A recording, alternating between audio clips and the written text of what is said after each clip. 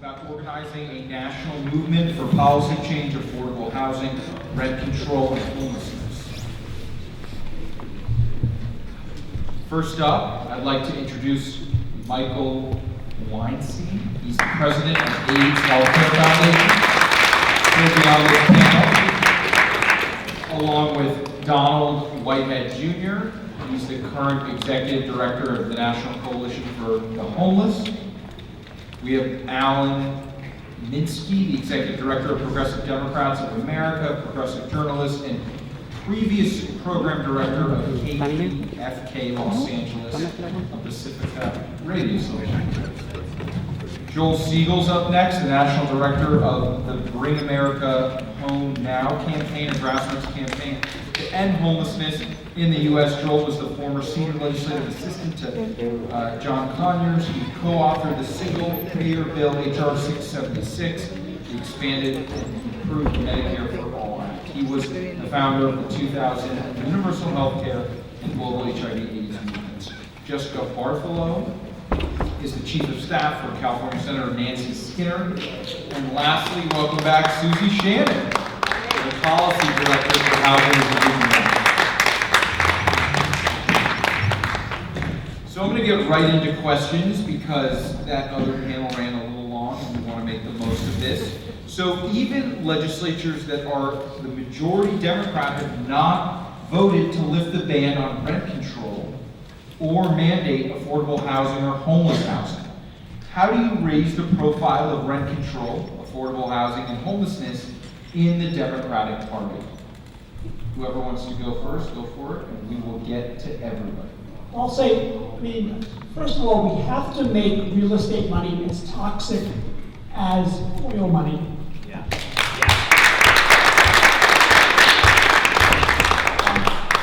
I think also, we have a little bit of a degree of Stockholm syndrome in housing. We've been down so long, it looks like up to us, we talk about resources, which is obviously a major concern, but the progressive movement in this country is raising hundreds of millions of dollars a day. We haven't done a good enough job to state our case that we should be in the pantheon of issues that are being taken up by the progressive movement, along with climate, along with women's rights, along with the other economic issues. I think if we do that at a concerted basis for the next 2 years, we need to make 2024 the housing election year.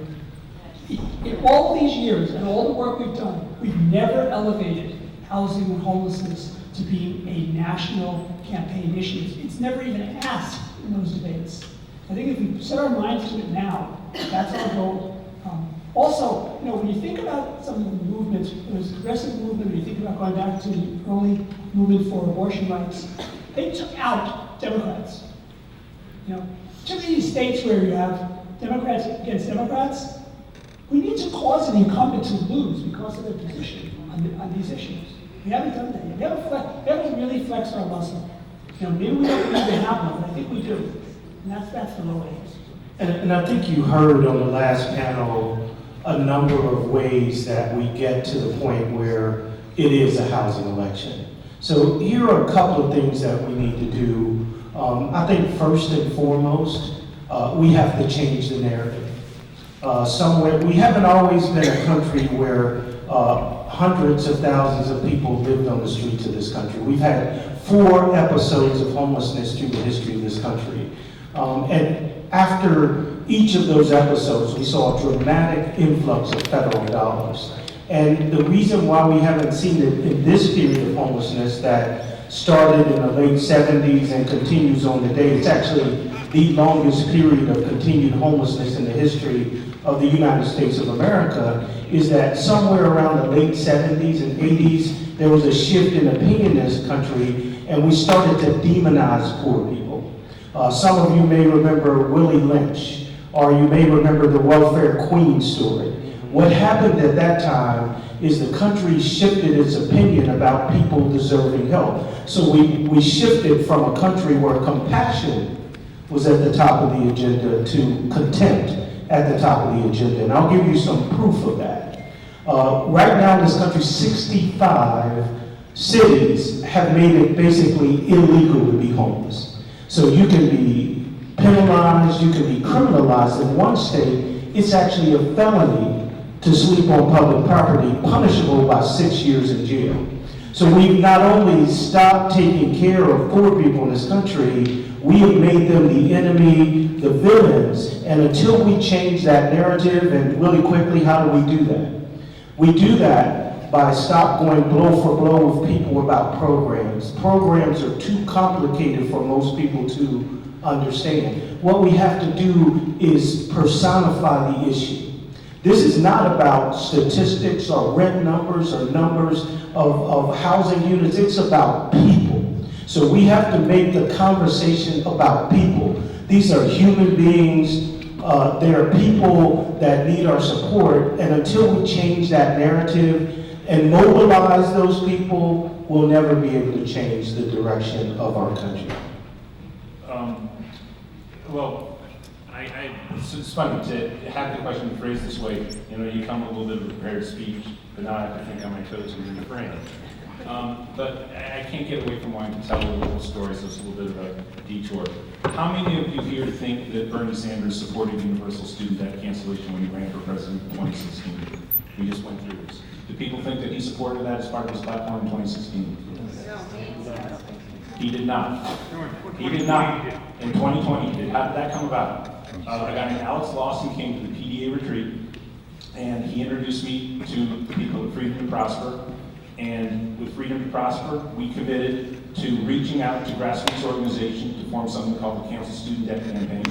That brought in Debt Collective, which you've probably heard of, which is now growth of Occupy Wall Street, into alliance with Freedom to Prosper, which is a think tank that's been supporting universal student debt cancellation. Combined, they introduced legislation for a bill to Ilhan Omar's office. She introduced it for universal student debt cancellation in the 216th Congress. This is all not going to happen in the 216th Congress with Mitch McConnell controlling the Senate and Donald Trump in the White House. But with that piece of legislation, we then went to the Sanders campaign in 2019, literally at the rally down here in Los Angeles, the first one he did, and pressured him to adopt a platform of universal student debt cancellation. That was a marginal issue only 3 years ago in this country, and now 47 million households just got at least $10,000 worth of student loan. Maybe a few people didn't qualify for the means testing, but about 47 million people haven't. So one of the things that I get from that is we do need the large national organizations to lift up this message. And that's one thing that we'll commit to do. I cannot fathom an issue that can be more transformative for the progressive movement than this issue. I mean, even more so than cancellation of student debt or free public college. We have the balance of the population suffering under the cost of housing, and we have a humanitarian crisis around homelessness that everybody in society is aware of. This, and the one thing I would just say to what Michael said is I would advance the year. I think we have to be 2023 the year of this, because 2024, when you get to ideas like registering people to vote, which we need to do, and get a national campaign and national organizations behind getting renters to vote, it's almost impossible to lift that up in the election year. It has to be done on a single issue in the year before that, because the gravitational pull of the campaigns themselves take over all the electioneering within 2024, and we know what's going to take over all the gravitational pull in 2024, so the presidential. So I think that we have to do this in 2023. And certainly, look, PDA, we do not have mass membership large enough to lift this ourselves, but we are allied with other organizations, including our Revolution, and I certainly can take this to them and propose, and I do like the idea of a national tenants union, which Mark proposed yesterday at our conference meeting. And I do think it's important that this kind of group maybe work on organizing that so that it is structured, so that it fully respects the grassroots. It is not a top-down type of operation at all. But we probably need some kind of mechanism to motivate a national grassroots campaign to bring this into the media, to demand that all progressive politicians support it. And by the way, Bernie's huge in this. He's probably not running for president. Sorry, probably not. But he can lift this issue up, go to people like him, influencers like him, and to make it a huge national issue in this year to bring this success into the Democratic Party in 2024. That would be my strategy at least.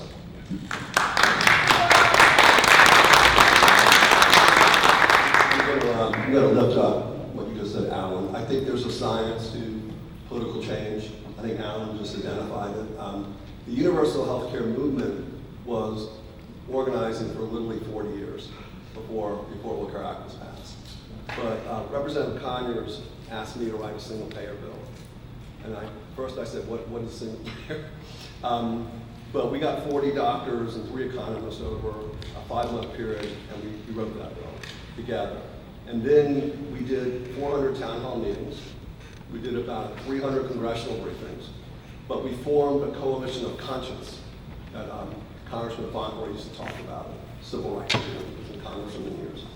Once we formed a coalition of conscience with about 20 organizations, we began meeting on a regular basis inside the Congress and outside the Congress, and we started to strategize. And what was our main strategy? How do we get the Democratic Party to take on universal health care? And so we met with Dennis Kucinich, and he agreed to introduce HR 676 with John Conyers. And when he was running for president, I was watching the debate on television, and Tim Russert, rest in peace, was moderating. And he asked Hillary Clinton, and he asked the other presidential candidates, did they have a position on universal health care? They said no. Then Dennis talked about single payer, and the rest is history.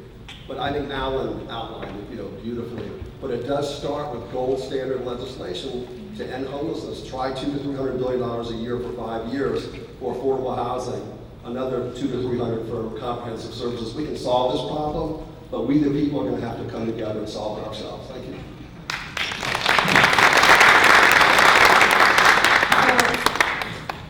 I myself, I came from a very poor family. We had violence in our home. My father suffered from post-traumatic stress disorder from the war. My mom lost, a good enough job because she bounced some checks. She was a bookkeeper. So then she had to do piecemeal work, charity shirts, for $1 a piece when she could find the work. We moved a lot because we were evicted a lot.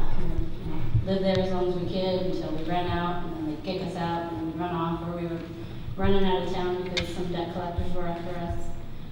And what I learned from that experience, every year a new school, sometimes 2 new schools, many times hungry, many times in shabby, whatever we could get, clothes and shoes, the same pair of shoes for years, was you get bullied. And what I learned from being bullied is when you're getting bullied, you go out in public.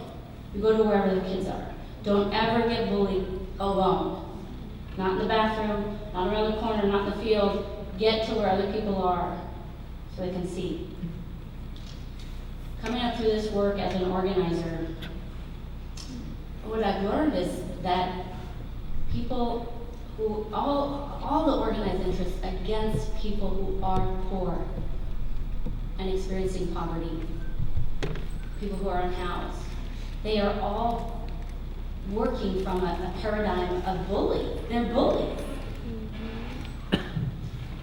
About 8 years ago, 7 years ago, people might remember this bill. Mr. Bradford introduced a bill that said, hey, you shouldn't be evicted because you're growing food in your house, right? And I was walking along with him. We were walking out of the Capitol with his staff, and Kingsford, what's that guy's name? He's the head lobbyist for the landlords at the Capitol in Sacramento. And he says, I don't like your bill. Now I'm walking along, at this point I'm at Western Center on Law Poverty. I'm a lobbyist on food, but I hadn't heard about the bill. It was a housing bill. And so Mr. Bradford says, well, what bill? And he goes, you know what bill I'm talking about. People are going to start growing corn in their bathtubs. Growing corn in their bathtubs.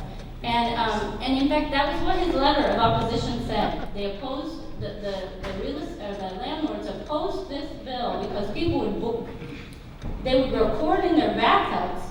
This is not even based in reality. They can't even come up with the good stuff. And I turned to him and I said, you know what, I have like a whole bunch of anti-hunger advocates. We've been organizing for years on anti-hunger stuff. stuff, I bet you we're gonna support your bill. You came forward with about 100 organizational letters of support. We pushed that bill through, it got passed, and I haven't heard of one person growing corn in their bathtub. I mean, people want to use the bathtub to take a bath in, not grow the corn in. I don't know who this guy is.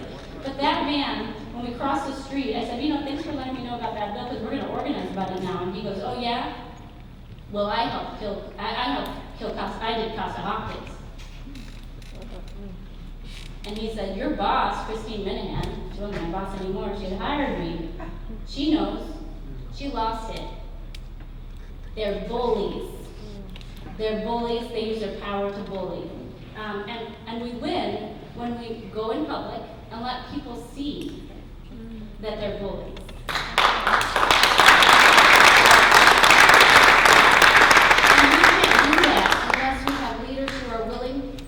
Go forward to introduce bills and get it killed again and again and again. Let me wrap this up. If you saw me come in, I have like 2 bags, I have my luggage, I was carrying with me. I just came back from the White House, the first White House conference on hunger in 50 years. I was prepared to be really upset about what they were proposing. I was prepared to say, this isn't far enough.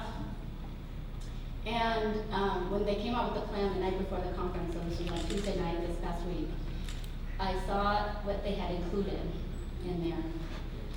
And they had included things that for years people told us as grassroots advocates to go away. For years people told us, don't you come here again with that bill request. For years we tried to get introduced and we couldn't find an author until we won. We won in community, then we won at the State House, and now the proposals that we had are in the White House plan to end hunger. These plans we were told to go away with. So I do know that we can win. We need leaders who will step forward and be willing to lose and be willing to have the bullies come out and be bullies in public. And that we can win at the local, we can win at the state, and we will win in the nation. Things like universal school meals, things like ending the lifetime ban for people with prior drug felony convictions from getting food stamps and cash aid. These are things that long ago people thought were fringe, and now the White House is embracing, and we will win them.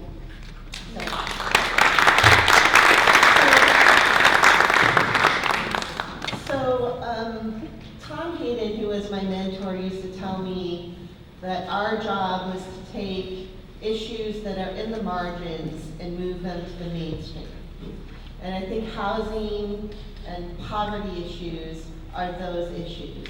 And there's 2 parties, right? There's the Democratic Party, which are the rank and file Democrats and our party structure and our chair. And then there are the elected officials.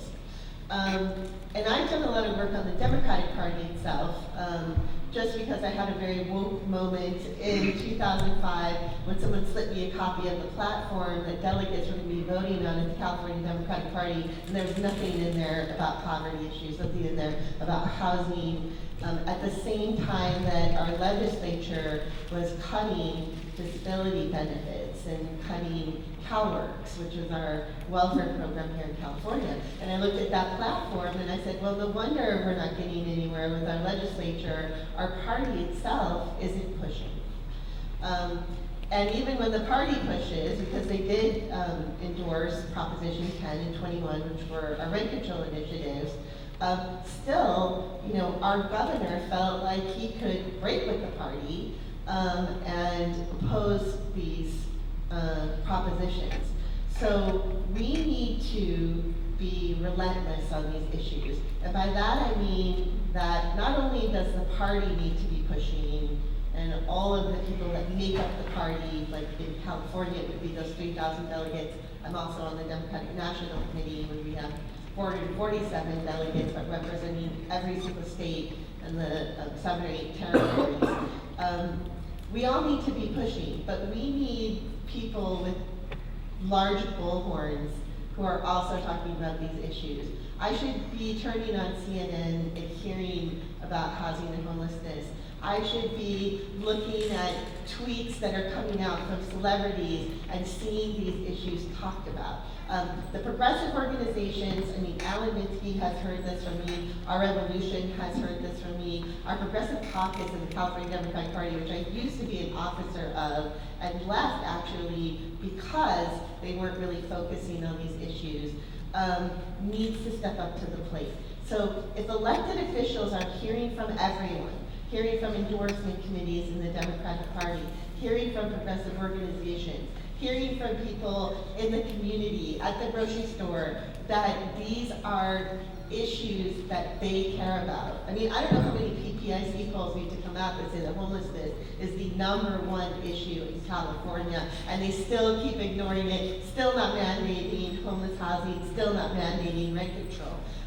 So we need to push harder, but all of those folks with the large bullhorns, we need to get on them. And Alan has heard this from me many, many times, that when we have, when every Sunday call is about housing and homelessness, we know that we're on the right track. Right, so I just have one thing about the national revenue source, I think as a coordinating group here, we should also ask for AOC, for Bernie Sanders, for those celebrities, always to lift up the local struggles. If that does take place, we have to sort of make that part of the community too. Because it is the grassroots people doing the organizing, getting the things on the ballot in city after city after city. And I think that is also a way to draw the national audience also further into the issue, to see the heroic struggles. And then I also think what's important about bringing this into the national discourse on CNN, on MSNBC, probably when we get to Fox, who cares, right?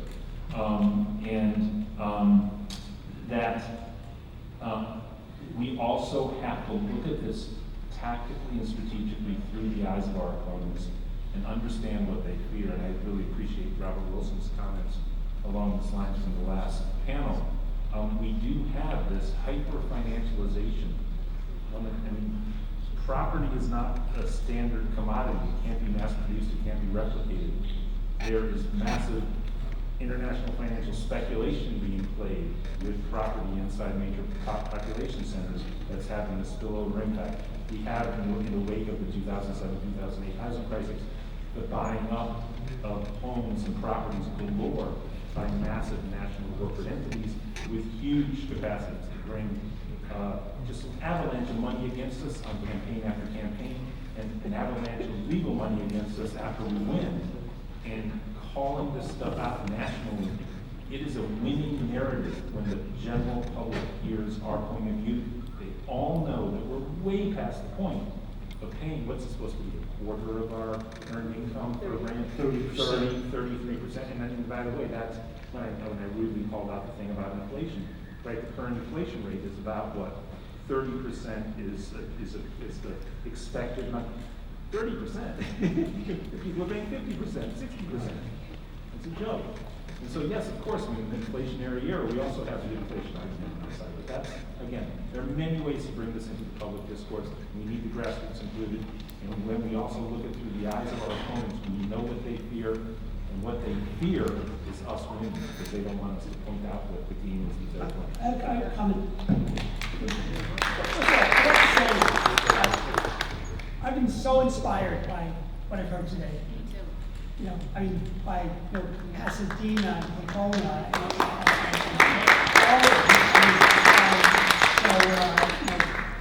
and that is a very major building block.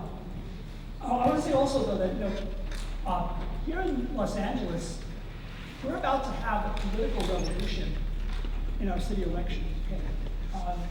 We have incumbents falling left and right over the issue of housing. So maybe that's a green shoot. I don't know.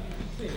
The last thing I want to say is, to your point that you made about the White House, and I'm Bernie all the way, okay? But the bill that was introduced, before it was cratered by Manchin and Sinema, Build Back Better. it was good. I mean, it was the best piece of housing legislation that we had, probably going back to the war on poverty in 1964. So I think one tool that we ought to use is we ought to beat Newsom over the head with the fact that he's trying to be, Biden's out of step and blah, blah, blah, and I'm the shining light. No, you are way behind the times, and, even this president you think isn't progressive enough is way ahead of you. But I think we can use that also at the local level too, to say, why at the national level has this been recognized, and at the local level, it's given no attention whatsoever. I also think we have to learn from positive instances in our country where we have done the right thing. So we just had a perfect example of how you manage and how you reduce homelessness in this country.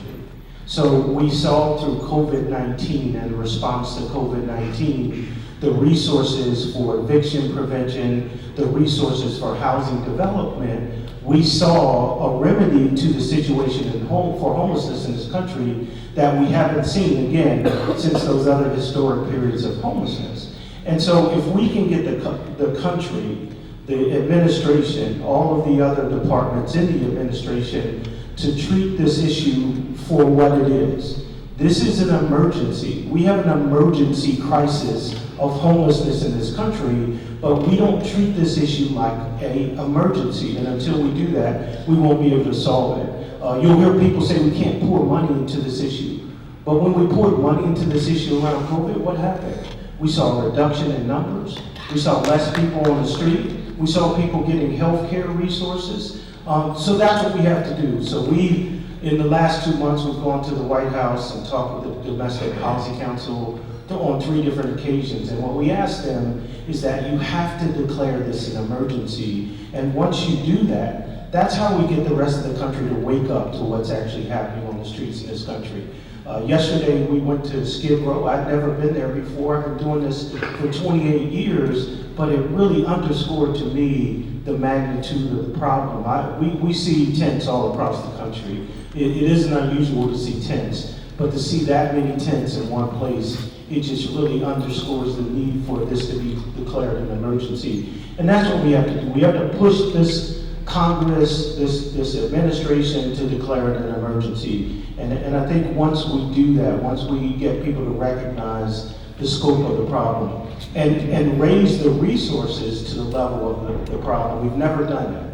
We've always said if we manage it better, if we do a program that targets chronically homeless people or youth or veterans, that then it'll free up resources for other people. That hasn't happened. We need to create a dramatic influx of resources like we've done in every other historical period of homelessness in this country.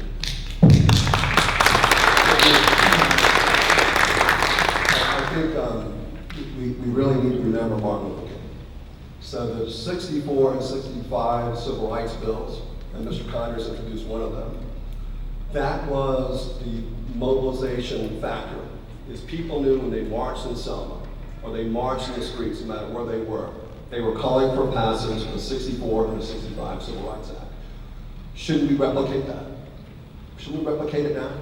Because what we have some of the most incredible leaders in this country or in this room. You've heard them speak on the prior panels. The reason why I like what healthcare is a human right is doing in our campaign, the National Coalition for the Homeless, Bring America Now campaign. We want to consolidate and bring all folks who want to end homelessness, who want rent control, who want to prevent evictions under one big tent. And that's when we got to then do what Susie was saying, the celebrities, the dignitaries. We brought in Bono to do global AIDS to Mr. Conyers' office, and he prayed with George W. Bush, and we got cut for $15 million a year. But one thing that an elected official is always going to ask, and a staff person, when you go talk to them, they're going to say, what do you want? What is the bill that you want to get passed? I know bills, they sound arcane and boring, but the greatest, if you want to get wealth distributed to cities and towns across the country that are starved for funding, you've got to pass federal legislation. You cannot pass that legislation unless you have 218 votes in Congress. How do you get 218 votes? You got to march in the streets, and you got to work it in the streets. Thank you. I want to ask a question about development. Corporate development in the real estate industry are very well funded and seem to be willing to spend an enormous amount of money to fight against rent control and affordable housing mandates, whether that's for candidate donations or through spending against grassroots campaigns. How can grassroots and grassroots organizations fight a well-funded real estate lobby?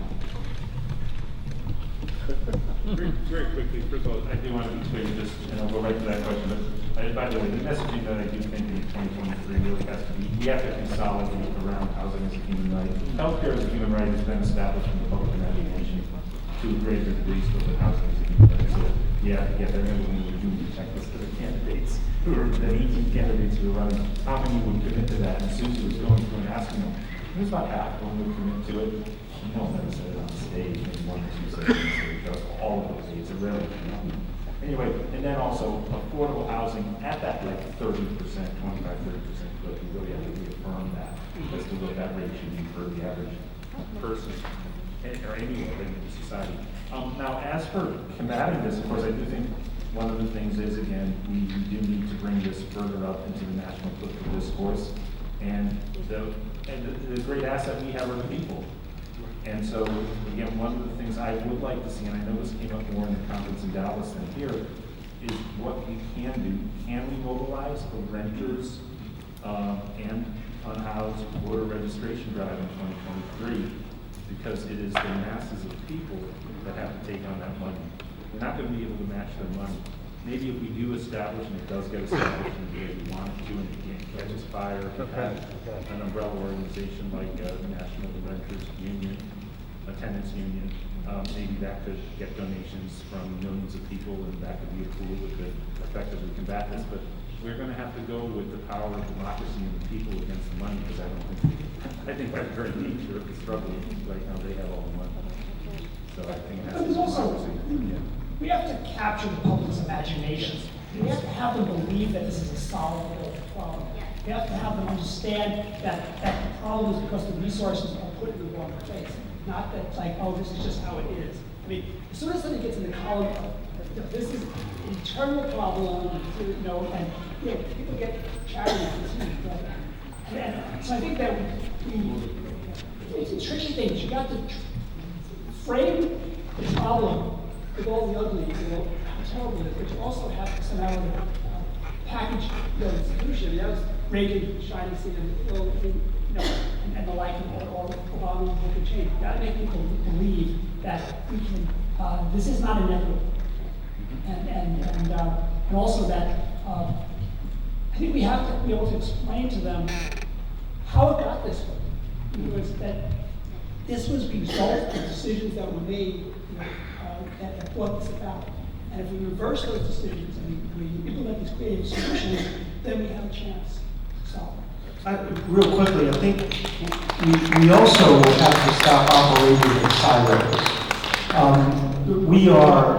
It's correct that there are more poor people and more unhoused people than there are interests that would act in difference to us.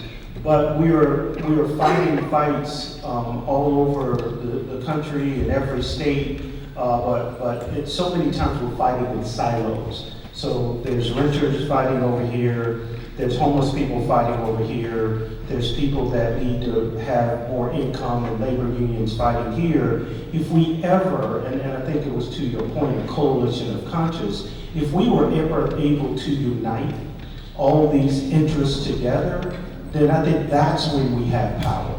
When we bring everybody together, because divide and conquer is what happens all the time. We're divided, fighting on one issue. If we were united, saying that, the issue is we're marginalized in this country, and collectively we can actually make some change, but if we're fighting separate battles, we'll never get there.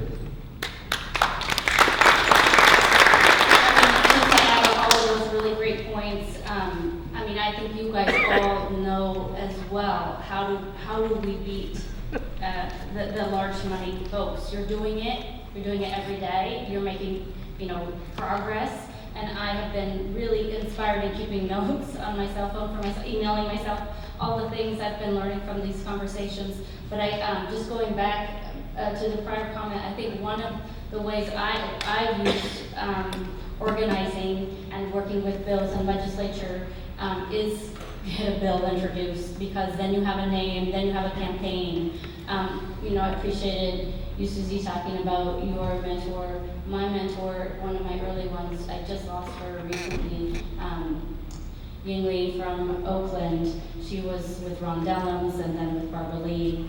And one of the first campaigns I was organizing on, I was working on a bill. And I was so convinced we're going to get this bill, we're going to get it, everybody was happy to organize around the bill, and we had t-shirts with the bill, we had concerts with Barbara Dane, and it was great. And I asked her, when are we going to, I'm a baby advocate in my 20s, and when are we going to get our hearing for a bill? And this is a congressional bill, and she said, oh, Jessica, we are not organizing for what can get passed today. And I do think as communities, we get stuck. Oh, we can't get that passed, we don't have enough votes today. We didn't find an author today. We didn't, we didn't get it through the resolution committee today. We are organizing to change what's possible to get passed tomorrow. That's and I do think having a bill helps you do that, because you're talking to people about that vision tomorrow, about what is possible tomorrow, and you're driving towards that, knowing where we came from, knowing what's possible. When you talk to young people and you say, do you know there didn't used to be all of this? I mean, there were some people who were homeless. My family was one of them, living at the park by ourselves, at Mayu Park in Auburn, or outside the hospital, because you could use the bathroom there for free. People thought you were visiting somebody. But it wasn't like this. And so making people wake up to the fact that we are in a crisis, making people wake up to the narrative that the real estate money is as bad as oil money, that's bully money, and bringing people together under one tent and believing we can get there, because I do believe we can. I think those are all really important parts of it, and there are ways that you guys all know. So I was talking at lunch about somebody whose campaign budget is $6,000, right? You guys know how to do this. Thank you. I want to defer to the organizers here, but I do think American urban topography, urban geography is in a mode where we're now moving away from this suburban expanse. We're obviously dealing with the climate emergency, and right now I think higher density living is going to probably be the way that most urban planning is going to move in that direction. And as such, I think American metropolitan areas where of course, obviously, to the people who've been speaking from the Central Valley, your work is, of course, should be elevated and heightened too, but the majority of the American population lives in, to a degree, in population centers. Certainly when you put in small towns plus cities and major metropolitan areas, you get the balance of the population. And these are getting remade in ways where people have a very general shared sense of what they want from these communities in terms of pedestrian societies and spaces they can share and how the communities work together.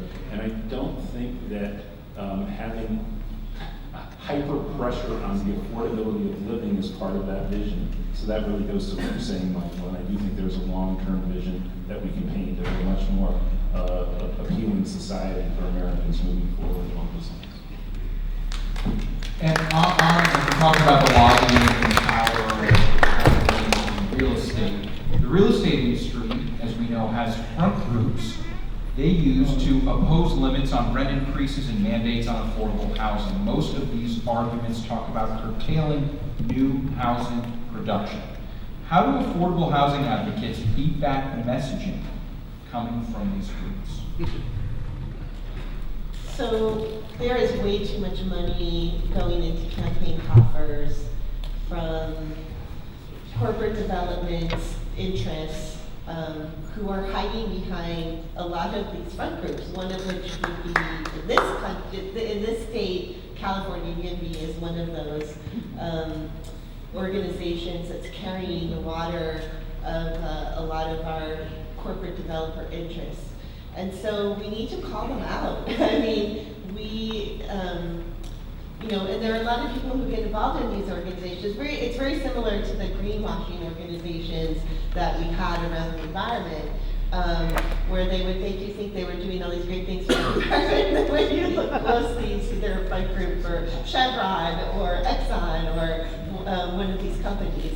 And they're doing a lot of damage because their rhetoric is ending up making the case for not having rent control or for having market rate development without mandates for affordable housing. And so they are counter to what we're actually doing, which is trying to create more affordable housing, create more homeless housing, and preserve our affordable housing. So I think we need to name them, and we need to call out what they're doing and how they're actually hurting communities so that more people don't join these groups who think that they're just, it sounds really great when you say that you're pro-housing. Notice a word that's missing from that. Pro-affordable housing.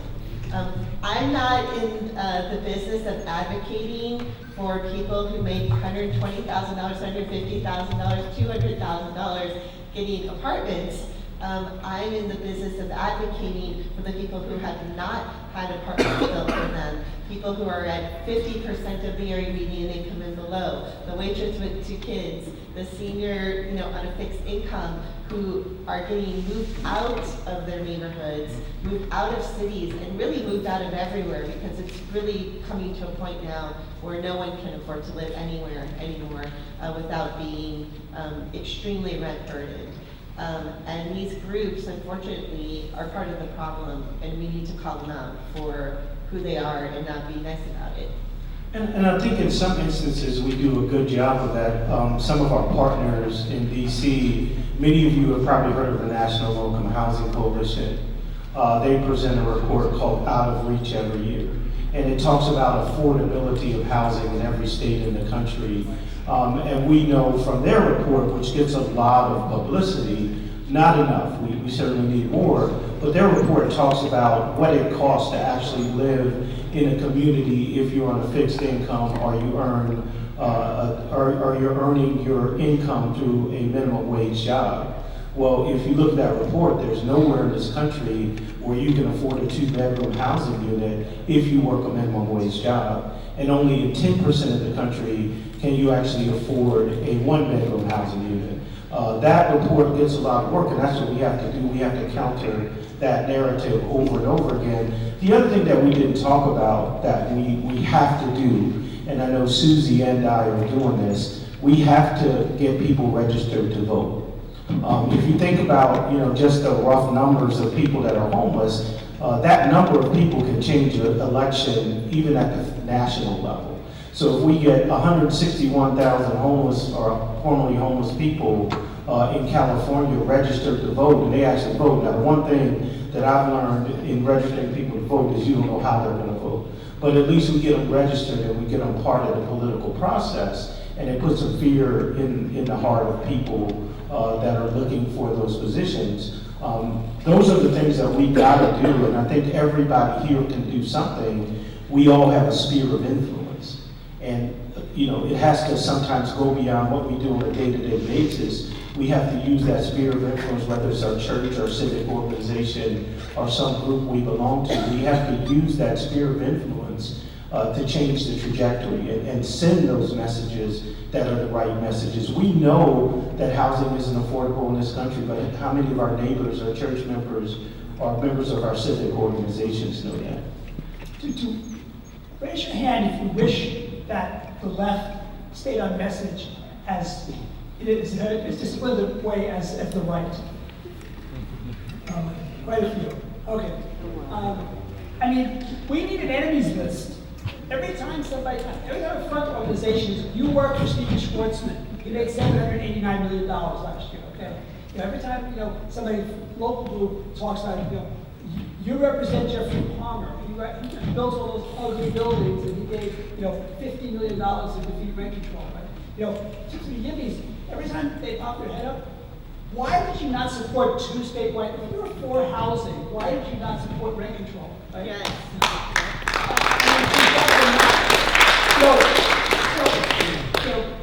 Salary of Joe candidate for city council, you took all this money from the apartment association and you voted against this bill. So why don't you just come right out and say that that's what you're doing?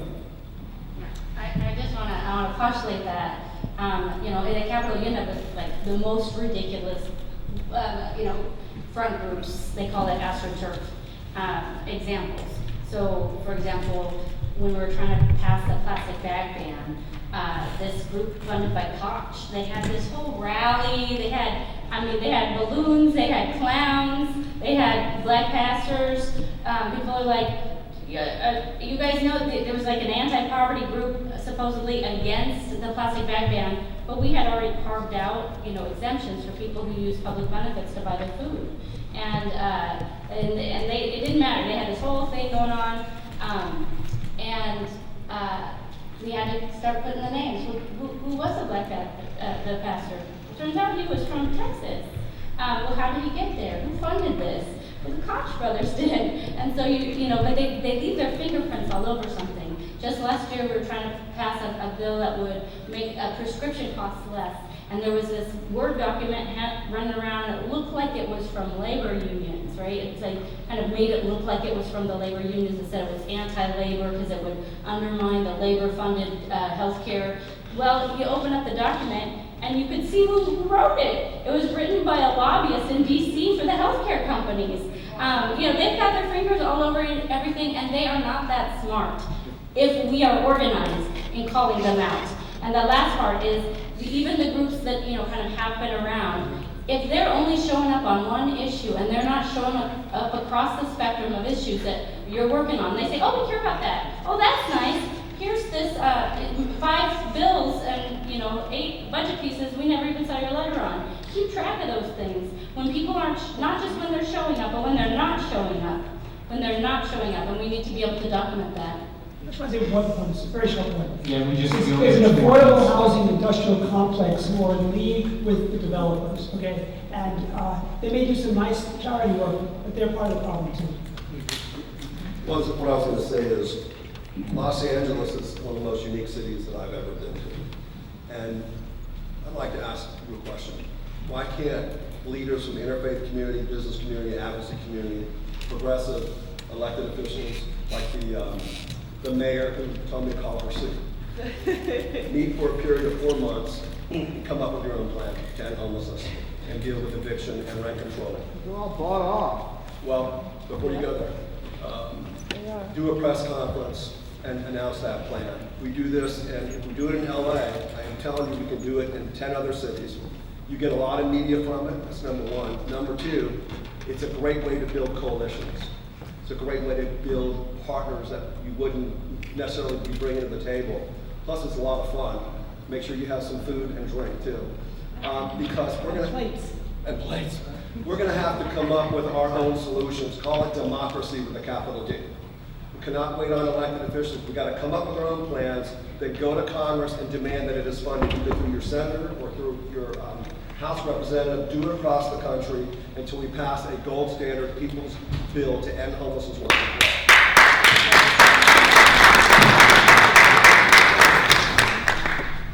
We have 2 more minutes. We're just going to the next panelist. There's something that some of you touched on, but not everyone, so I thought I would just put it out there. We know that the Democratic Party has focused on, the progressive movement is focused on climate change and single-payer health care, but has not made housing and homelessness key issues. How do you get progressive organizations to focus on housing and homelessness? Well, I'll just say we will. You're the one that answered it numerous times. Yeah, I was also going to say one thing we haven't said at all, at least on this panel. I've heard it on earlier panels. We need to have people who are affected in the leadership for these issues. We need to have renters and people who are homeless. We need to have them at the leadership. Those who are closest to the problem are closest to the solution. And the more we have people that are affected, saying that, and in the beginning, I talked about storytelling, and it is incredibly impactful. When we have had victories in the issue of homelessness, it's been because we've done it with storytelling. And I'll give you one really clear example. We passed in 2001 the Education for Homeless Children and Youth Act. Our organization passed that. And you know how we passed that? We brought kids to Capitol Hill to talk about how homelessness affected them. And now every school district in the entire United States has a homeless liaison. That's how you change the policies, that's how you change the world. You let the infected people lead it, and you let them tell their stories.